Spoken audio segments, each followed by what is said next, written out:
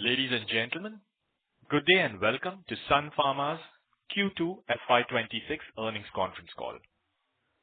As a reminder, all participant lines will be in the listen-only mode, and there will be an opportunity for you to ask questions after the presentation concludes. Should you need assistance during the call, please signal an operator by pressing star then zero on a touch-tone phone. I now hand the conference over to Dr. Abhishek Sharma, Vice President and Head of Investor Relations and Strategic Projects. Thank you, and over to you, sir. Thank you. Good evening and a warm welcome to our second quarter FY26 earnings call. I am Abhishek from the SUNPHARMA Investor Relations team. We hope you have received the Q2 financials and the press release that was sent out earlier in the day. These are also available on our website. We have with us Mr. Dilip Shanghvi, Chairman, Mr. Kirti Ganorkar, Managing Director, Mr. Alok Shanghvi, Chief Operating Officer, Ms. Jayashree Satagopan, CFO, and Mr. Richard Ashcroft, CEO, North America. Today, the team will provide an update on the financial performance and business highlights for the quarter, pipeline updates, and respond to any questions that you may have. We will refer to the consolidated financials for management comments. The call recording and call transcript will also be put on our website shortly. The discussion today might include certain forward-looking statements, and these must be viewed in conjunction with the risk that our business faces. You are requested to ask 2 questions in the initial round. I also request all of you to kindly send in your questions that may remain unanswered today. I will now hand over the call to our CFO, Ms. Jayashree Satagopan. Welcome, and thank you for joining us for this earnings call after the announcement of our financial results for the second quarter FY26. Our Q2 financials are already with you. Let me take you through the consolidated financials of the second quarter. Q2 FY26 sales were at rupees 1,44,052 million, recording a growth of 8.6% vis-a-vis the second quarter of FY25. Gross margin was at 79.3% for this quarter. EBITDA for the quarter was rupees 45,271 million, registering an increase of 14.9% over Q2 last year. EBITDA margin percentage for the quarter was at 31.3% against 29.6% for Q2 FY25 and 31.1% during the first quarter of FY26. Net profit after tax for Q2 FY26 was rupees 31,180 million, which is up by 2.6% over the reported net profit of Q2 last year. EPS for the quarter was rupees 13 per share. Effective tax rate for the quarter was 24.7% vis-a-vis a 15.8% in Q2 FY25. During the first quarter of FY26, the ETR was at 24.3%. Forex gain during the quarter was rupees 4,305 million compared to a gain of rupees 1,281 million during the same period last year. Balance sheet continues to be strong with a net cash of $2.9 billion at the consolidated level. This is after our investment in the business acquisition of Checkpoint and settling the GX-NDL case. Now let me take you through the half-yearly performance. For the first half, sales were at rupees 2,81,913 million, registering a growth of 9.3% over the first half last year. Gross margin was at 79.4% for the first half. EBITDA for the first half was rupees 88,287 million, registering a growth of 17% over the first half of last year. EBITDA margin percentage was at 31.2%. Adjusted net profit for H1 was rupees 61,141 million rupees, up by 4.1% over the adjusted net profit of H1 during the last year. I will now hand over this call to Kirti, who will share the performance of our global innovative medicines and India business. Thank you, Jayashree.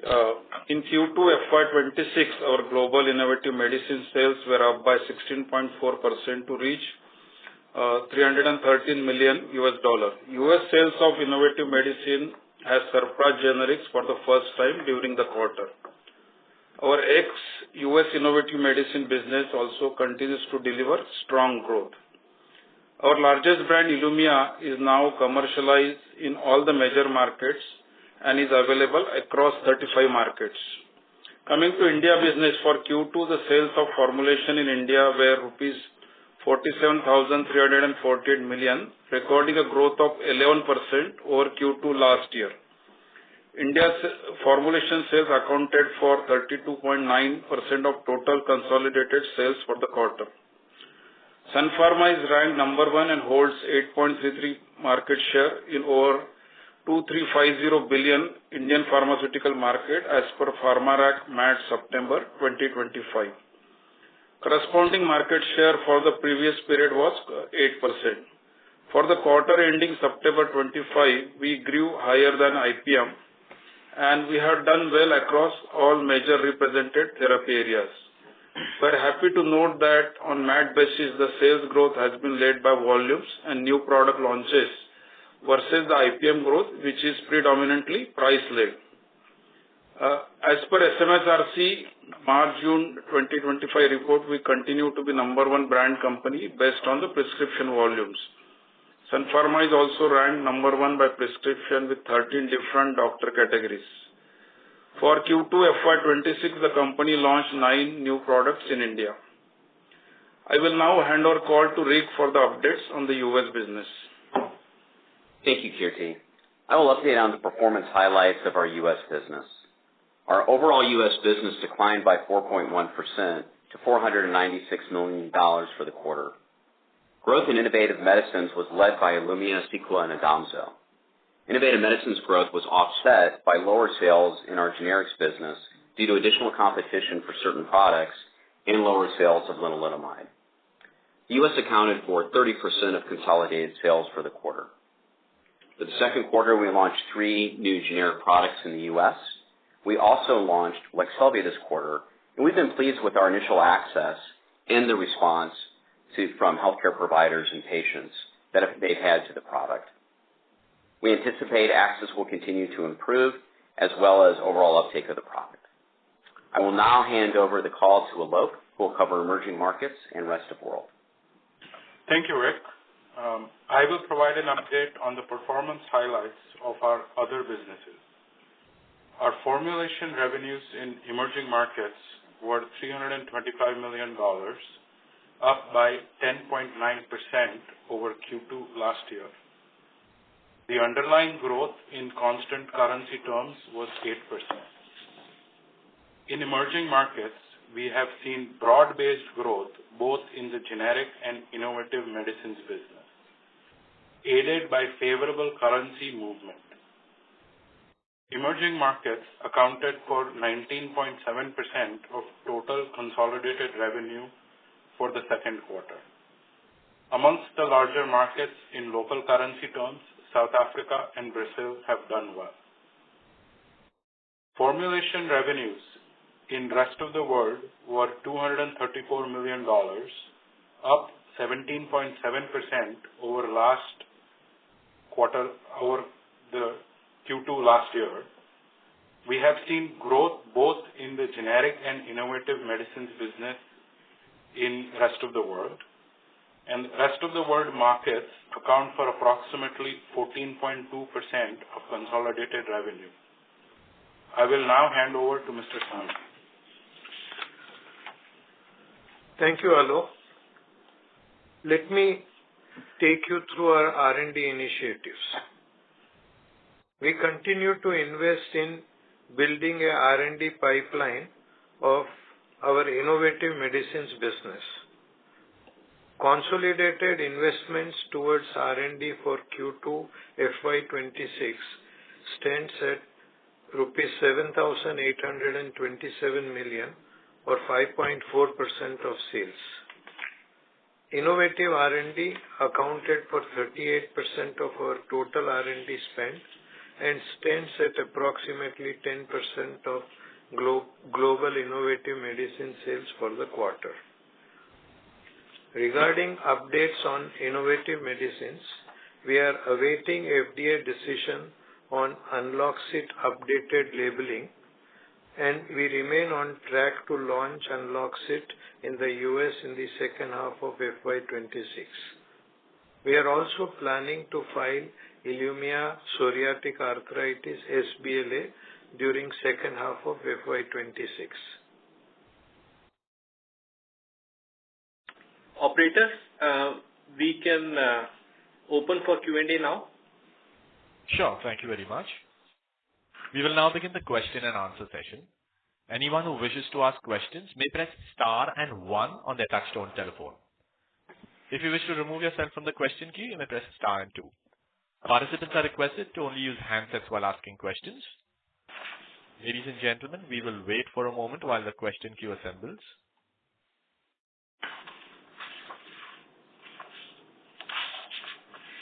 First question is from Saion Mukherjee from Nomura. Please go ahead. Yeah. Saion, we can't hear you. Your voice is breaking.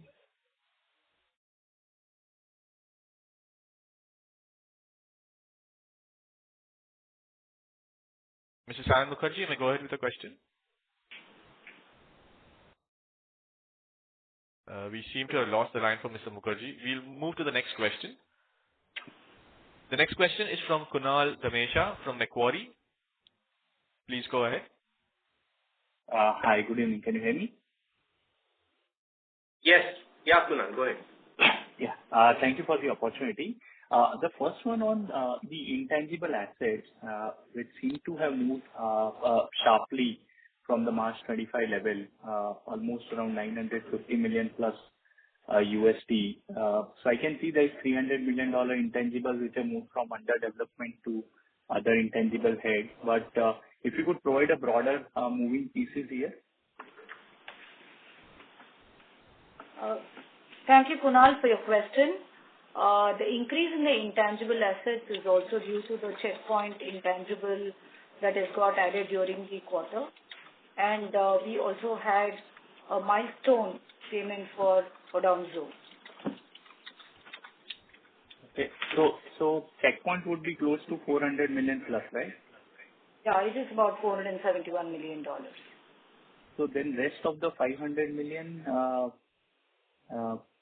what is driving that? So we had Lexelvi related, apart from checkpoint, which is another larger piece, as you would know. So Kunal, Lexelvi moved from intangibles under development into intangibles. Okay, so that's another 300 million, and rest should be Odomzo? No, then the rest are several small items. So it's largely checkpoint and Lexelvi. Okay. Sure. Thank you for that color. Secondly, on the incremental specialty spend that we had suggested that we'll be spending around $100 million in this year, related to the launches of Lexelvi and Unloxit. So is it fair to assume that some of that has started in Q2, and should we see the run rate to be more similar in the quarter 3, quarter 4, or should we expect some acceleration, deceleration? Any color would be helpful. Yes, I'm happy to address that. So we did see a slight increase in Q2, and we would expect to see further increases in Q3, Q4, particularly as we launch Unloxit. Sure. And lastly, on the generic piece, the generic revenue seems to have kind of gone down even on a sequential basis. Is it a fair assumption? And would it be now a meaningful contributor in this quarter? In the quarter that follows? In quarter 2 versus quarter 1, the movement of lenalidomide? Yeah, okay. So on lenalidomide, we have said that YOY there is a drop. QOQ the number is flat. Sure. Thank you and all the best. Thank you. Thank you. Next question is from Neha Manpuria from Bank of America. Please go ahead. Yes, thanks for taking our question. We have two questions on the specialty business. On Leqselvi, when should we start seeing revenue contributions from, the improving payer coverage and payer access that you talked about? Would more meaningful revenue contributions from this be evident, let's say, in the later part of this fiscal, or more so, would you say, in 2027? What would be your assumption there? We're already starting to see paid prescriptions through commercial channels, and we would expect that to continue to grow throughout the year. Understood. And on Ilumya, is it fair to assume that the prescription growth that we are seeing, I know as a category, biologics and psoriasis is growing, but even as we wait for psoriatic arthritis approval to come through, we can continue to see the momentum and prescription growth over the next 2 years? Was the question related to Ilumya for psoriasis? Yes, that's right. We do expect to see continued growth. As you shared, the IL-23 market continues to grow, as does the overall psoriasis market. We continue to release new data on Ilumya and sharpen our sales and marketing tactics, so we would expect to see continued growth. Understood. And the last one I have is on R&D spend. If you look at R&D, we are obviously tracking below the guidance that we had revised down last quarter. How should we think about R&D spend for the full year? Do we expect it to come going into second half, or would it remain at the current 5.5% level that you see? So, Neha, I think we should come in the lower end of the guidance overall. That's what is our assessment today. Lower end of the 6 to 8% guidance that you've mentioned, right, sir? Right. Oh, thank you so much. Thank you. Before we take the next question, a reminder to participants that you may press star and 1 to join the question queue.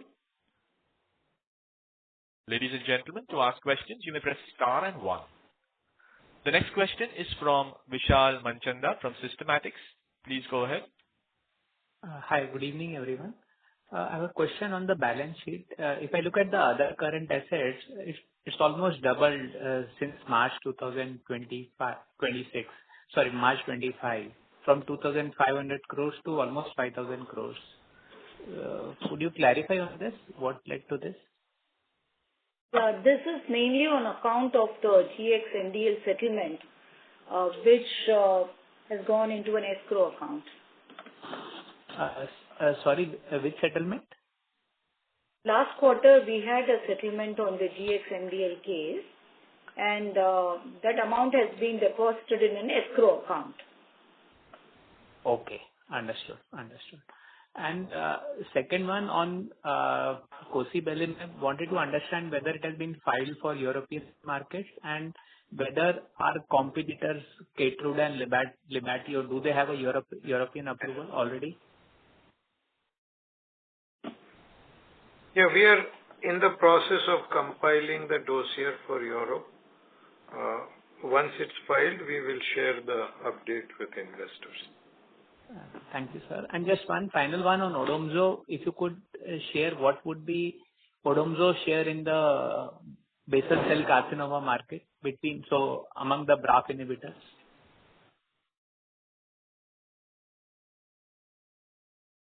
It's not a BRAF inhibitor, no, it's a hedgehog inhibitor. Sorry, hedgehog inhibitor. I'm sorry. Yeah, sure.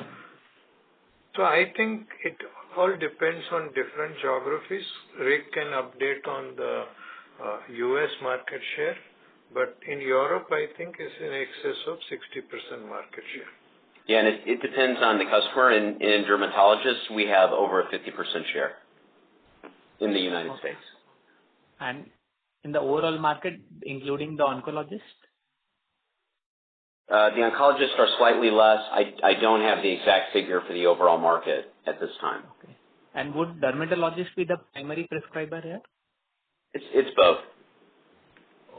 Okay. Thank you. Thank you. Next question is from Harith Ahmed from Avendus Spark. Please go ahead. Good evening. Thanks for the opportunity. On semaglutide, where we have a filing in Canada as per Health Canada disclosures. Based on your previous experience with filings in that market, what are the timelines that we can look at for approval of this product? And on semaglutide, again, in India, where the market formation is expected in March 26, do we plan to have a product ready with an approval by the market formation time? So India, I will ask Kirti and... India, I think what we had told you in the last call also, India will be ready for the launch in the first wave when the LOE happens or the patent expires.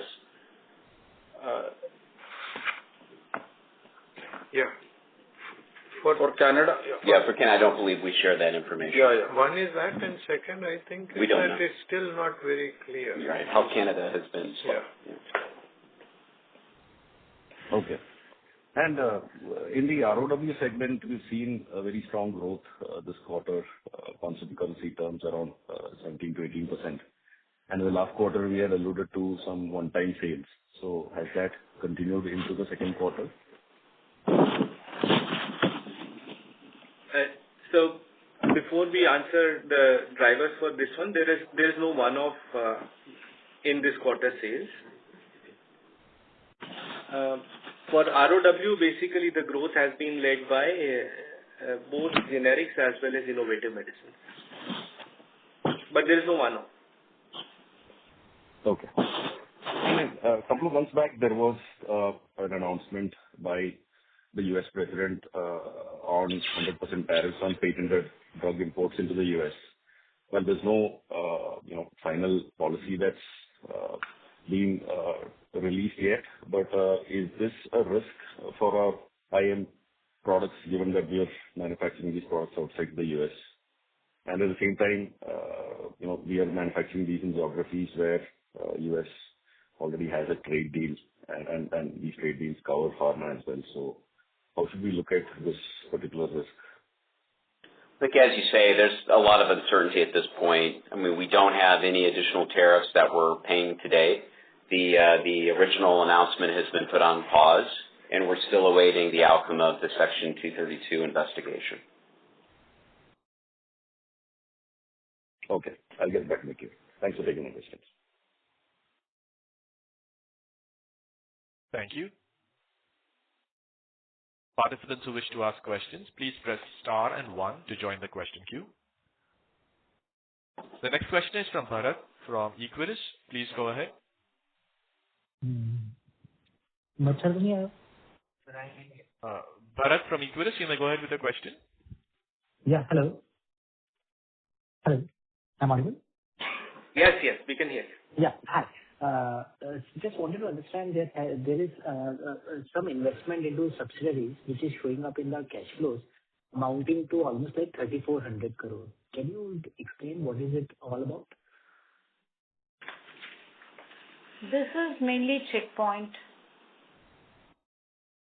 acquisition.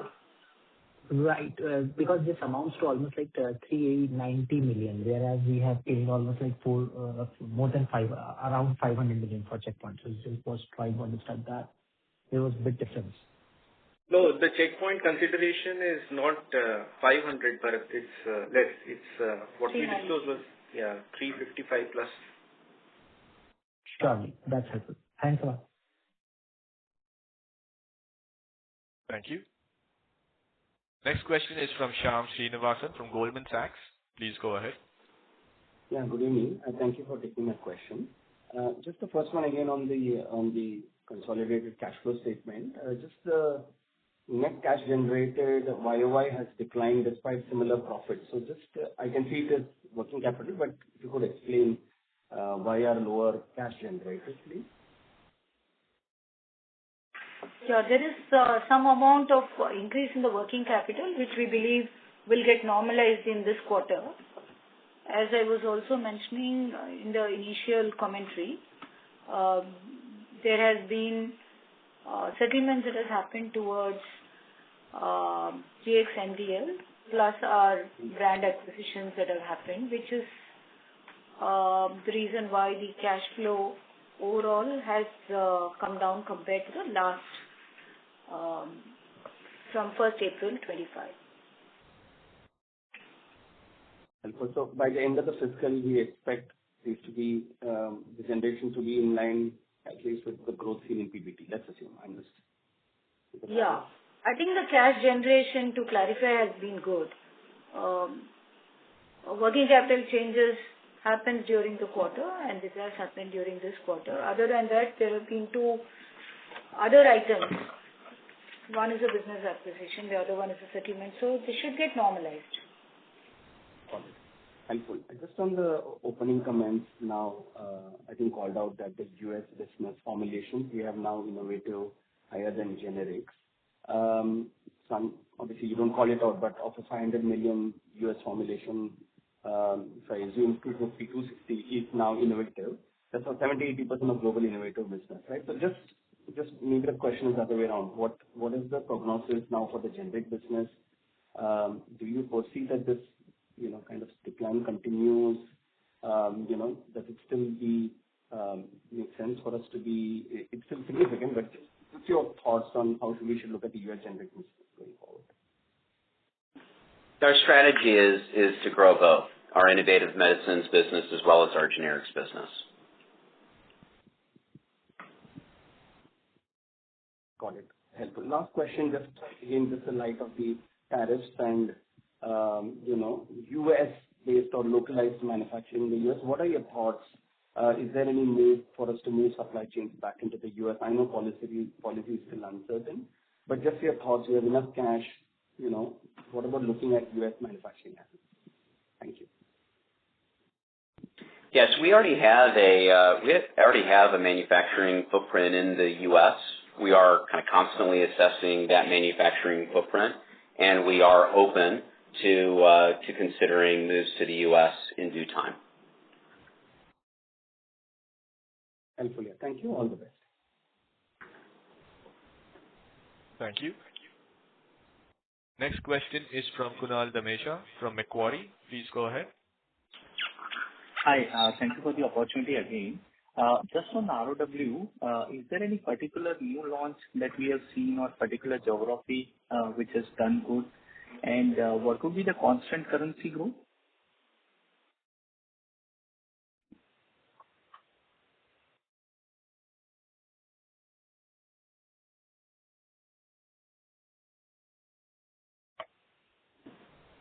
Yeah, so there is very little forex impact, and the growth was led by both the generic and the innovative medicine, particularly by Ilumya and Odonto. Sure. Yeah, and the second question I have is on the India semaglutide market once it goes generic. Will SUNPHARMA be with the dosage forms? And slightly longer horizon question is SUNPHARMA's expectation of how the GLP-1 market is expected to grow in the medium term. Any color would be helpful. Sure. No, I can tell you broadly, the GLP market is very exciting and it will continue to grow, but very difficult to give any specific number and what it will grow in the future. What we can say, we want to participate in the market whenever the first opportunity is available. Yeah. And will we be there in both the dosage forms, injectable as well as oral?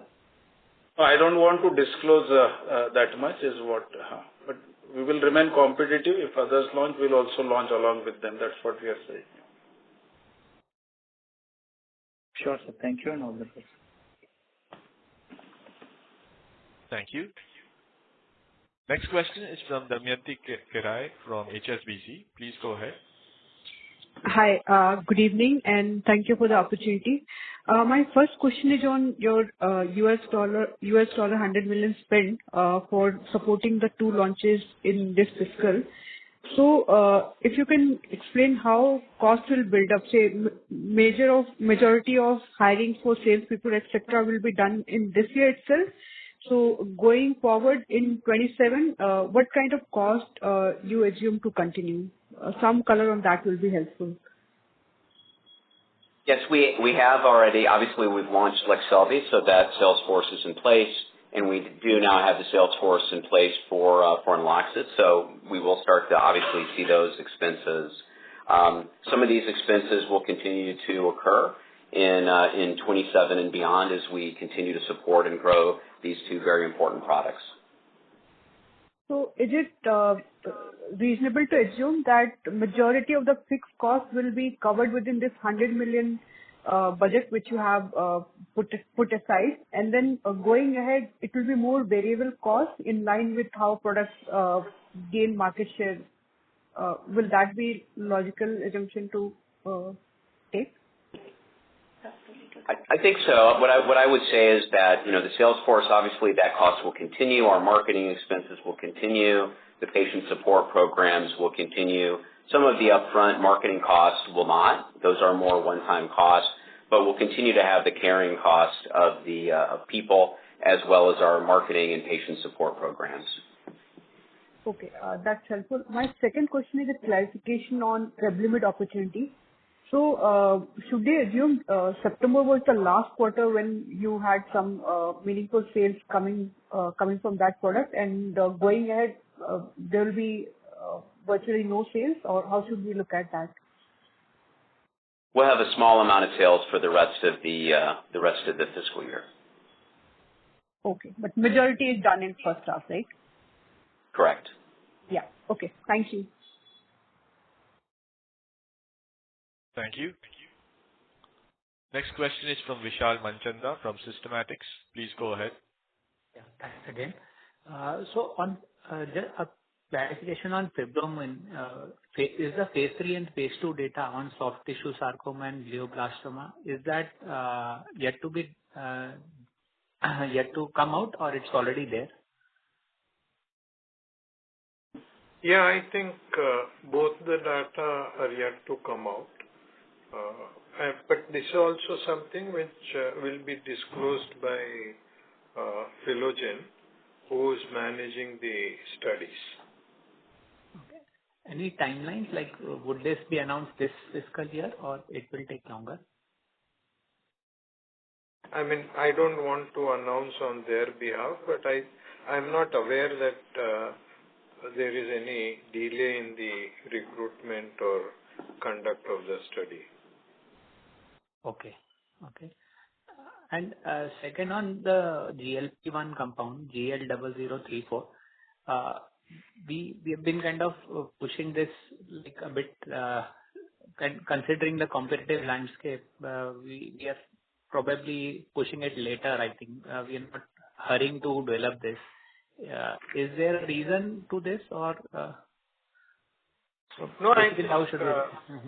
No, I think we are quite excited with the early data that we are getting with patients, both for MASH as well as for diabetes, and we would be presenting this data shortly. But the phase 2 study also, I think we disclosed that should be in the press release we've given, that should start shortly, global phase 2.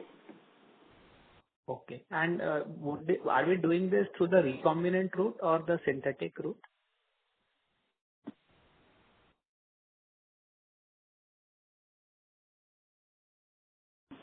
So, as on today, I think all the studies have been done with synthetic, but at some point of time, we might even consider switching over to recombinant. Okay. Thank you very much. Thank you. Thank you. Next question is from Neha Manpuria from Bank of America. Please go ahead. Yeah, thanks for taking the follow-up. Quickly on Cequa, I know that the status already has enough generic players, but there is anticipation that we could see some more competition there. Does that impact our ability to grow Cequa at all? If we do see additional competition in the status, what do you think would be the impact on Cequa given how well you've been doing in that product? Yeah, we continue to see good growth for Cequa, even as new competitors have come to the market. We believe it has a good value proposition for patients, and we put in the right programs to support patients as well. So even as new competitors have entered, we have continued to grow and would expect to continue to do so. Good. A new competition coming into Restasis does not impact pricing at all for Cequa. Would that be a fair assumption?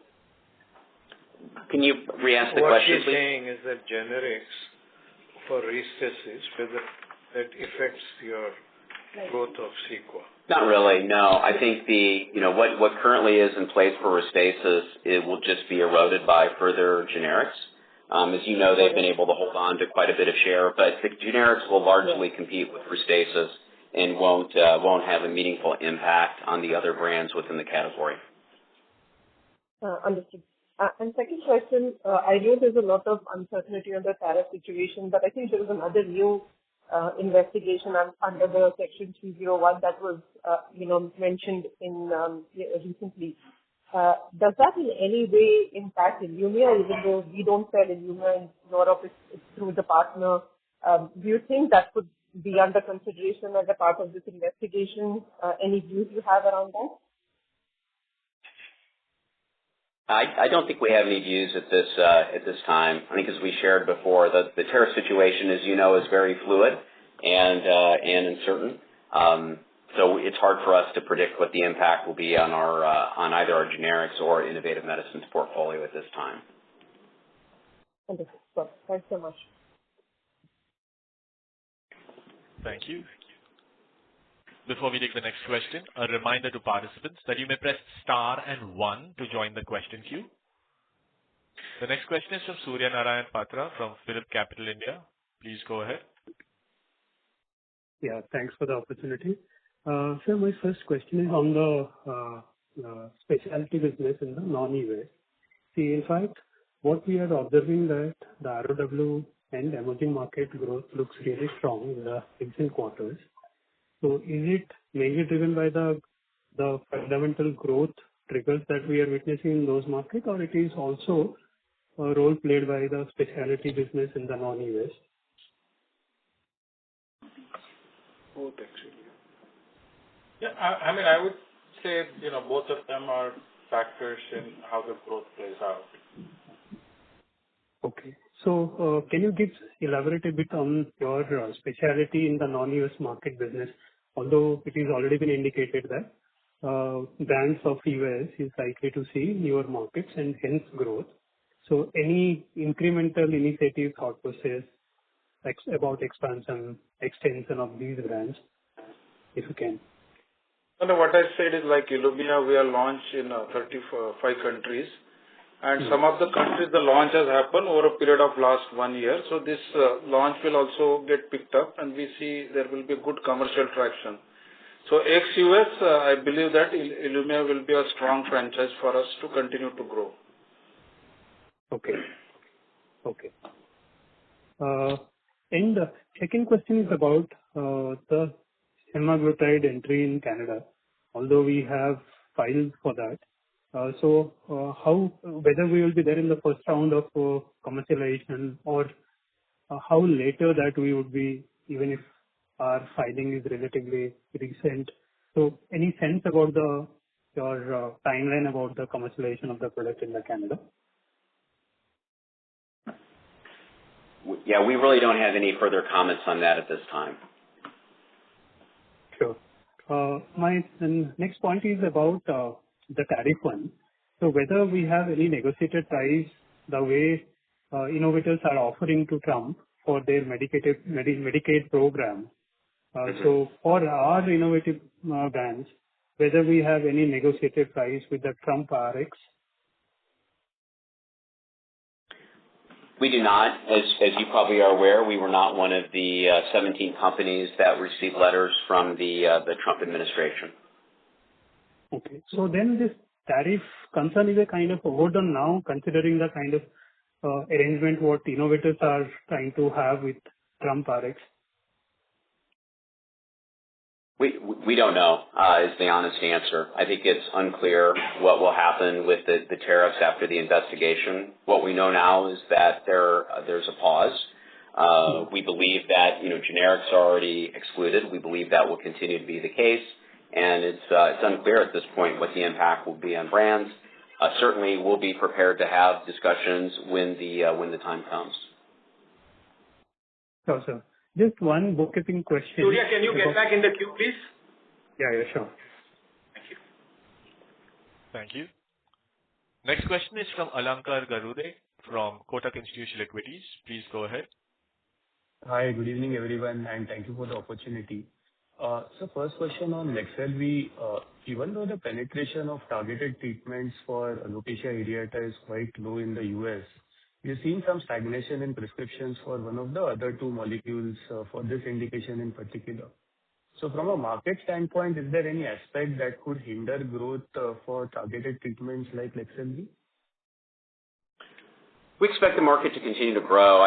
You're probably commenting one of the competitors has stopped promotion, so that's and as well as we've launched. There's been another competitor that have launched that are having an impact on that product's growth.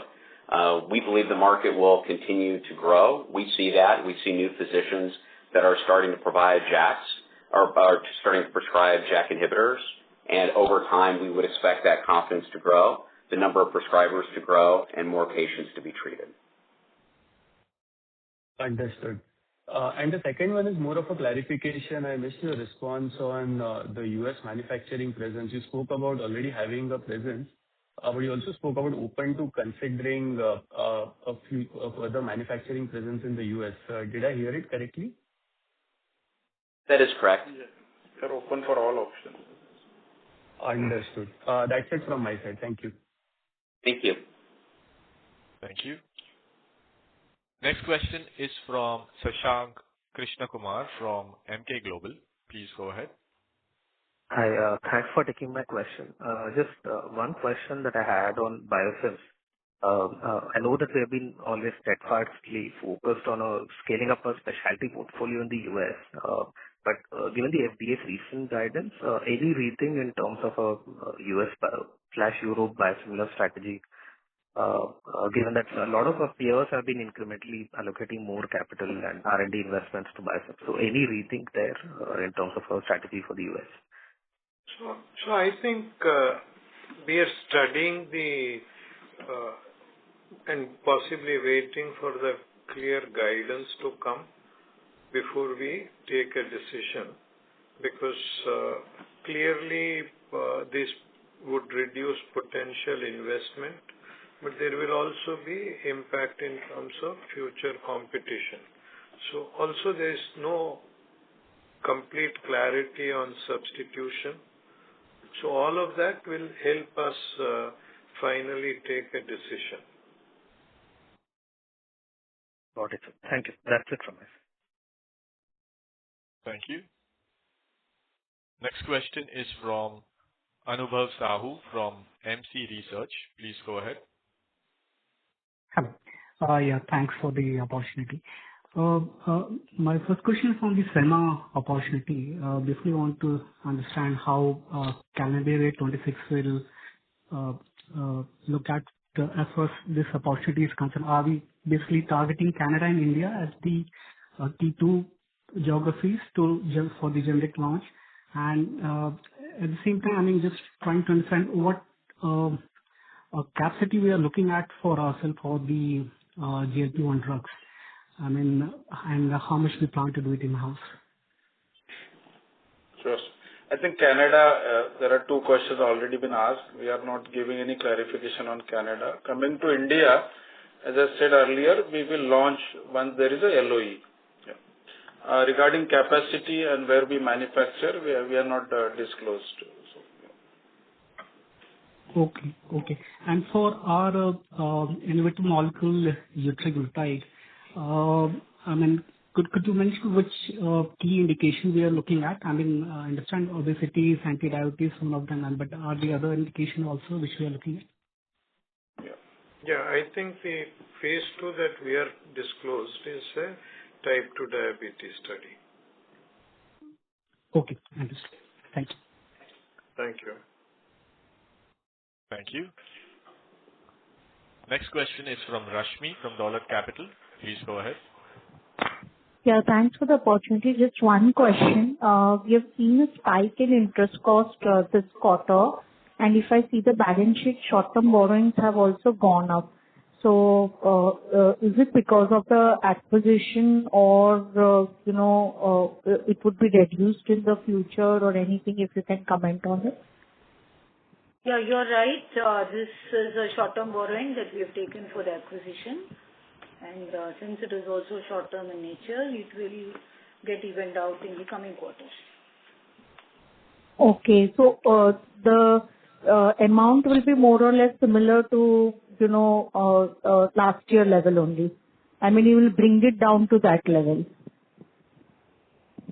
Yeah, it should get reduced over a period in time. Okay. All right. Thank you so much. Thank you. Next question is from Surya Narayan Patra from Phillip Capital. Please go ahead.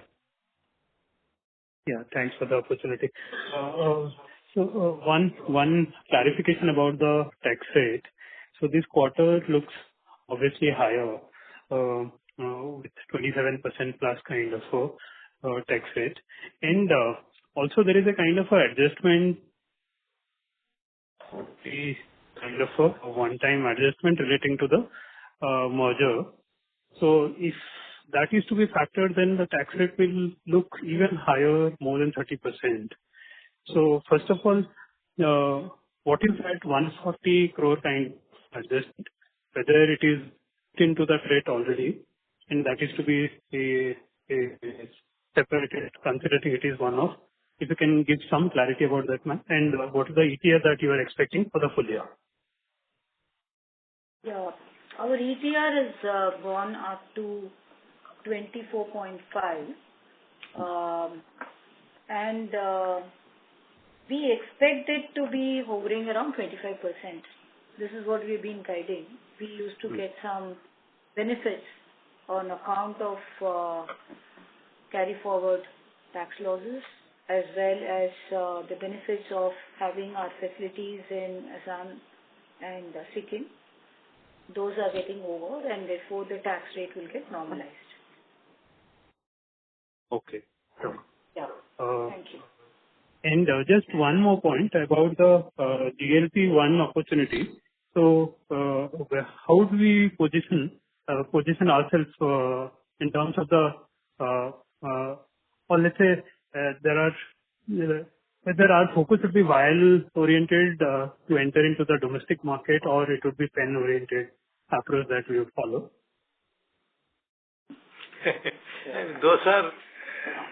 We have to remain competitive, and we need to have a product which can compete with the best product. Even the semaglutide which Kirti is talking about will be a pen product. So that's not an issue. Sure. Thank you. Yeah. Thank you.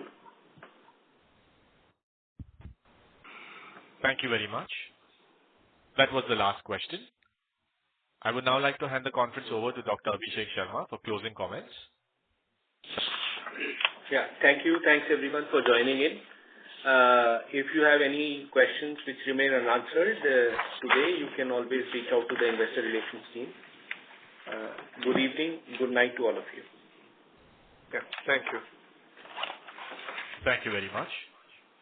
On behalf of Sun Pharma, that concludes the conference. Thank you for joining us, ladies and gentlemen. You may now disconnect your lines.